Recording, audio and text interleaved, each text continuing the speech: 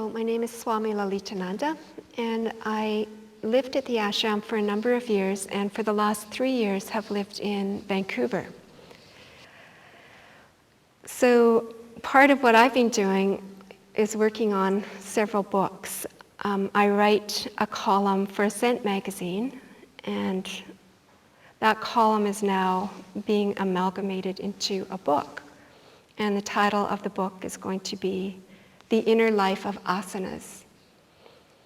And it's a continuation of Swami Radah's teachings on the hidden language of hatha yoga. I talked to the group who just finished the hidden language teacher training and described the structure of the book. I've been writing in Ascent for 8 or 9 years now, since it came out as a new publication.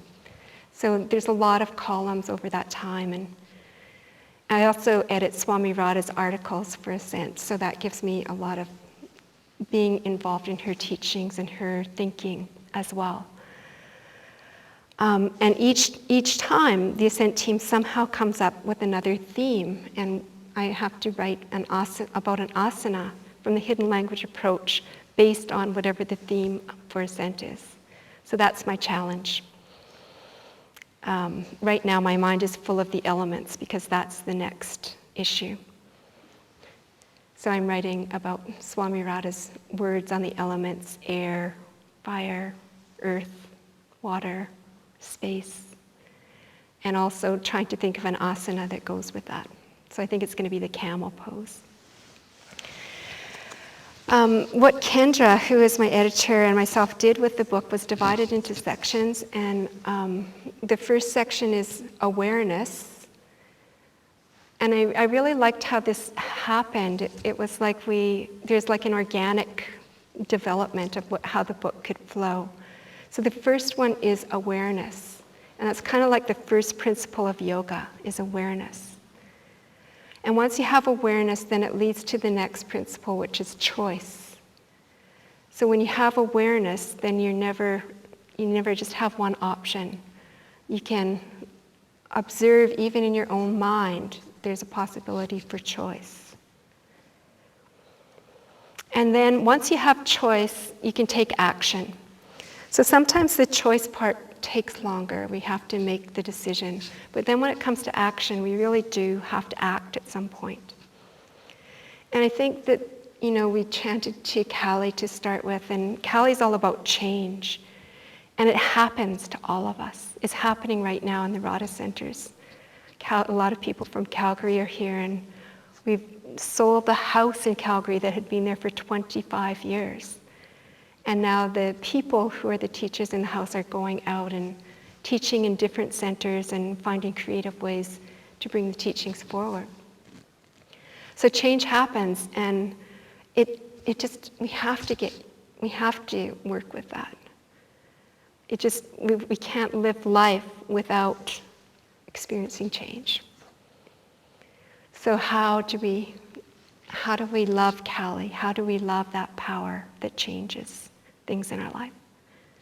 Because the more we can accept change, then the more we live our life fully, accepting what life brings us, still finding out that we still have choice.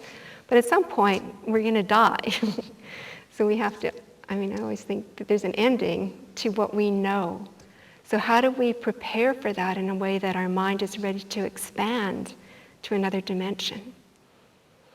So we have to practice working with change. So taking action as well, initiating change. Can we do that? And then the next one that we brought forward was devotion, which is that softening element and the heartfelt place that we come from. So when we make our choices based on devotion, we can still bring in our intelligence, our intellect, but also listen to the intelligence of the heart. What does the heart say? And then the last section is union or unity, because we have to realize, or we can realize, or there's that potential to realize that we're part of a whole, within ourselves. We have like a lot of personality aspects. We have our body, our mind, our heart, and all of that. But somehow it's really whole. And how do we find that wholeness in ourselves and in the interconnection among us as people, but also as a planet? All of the living things, all of the different cultures. How do we get out of our small view and interconnect and understand that interdependence?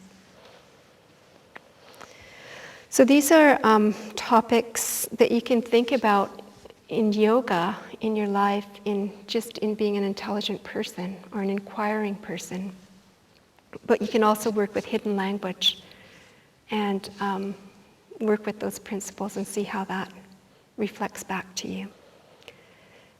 So tonight I'm going to read a little bit from it. It starts with a quote from Swami Radah. All life is sacred.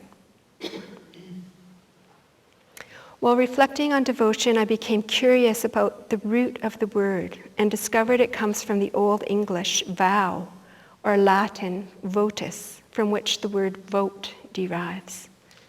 Devotion implies vowing or committing to something, or casting our opinion or weight behind someone. It is important to ask, what or who am I devoted to and why? Because where our devotion is, that's where our energy will go. Many great saints, both Eastern and Western, have attained liberation through their devotion and love for the divine. In the yoga tradition, bhakti is the path of devotion. I think of it as the path of the heart, juicy and full of the ripeness of love, rather than dry and debatable, like philosophies that exercise the intellect. Through devotional practices, we can direct our passion to the divine and transform the fires of emotion into finer feelings of intense love and gratitude.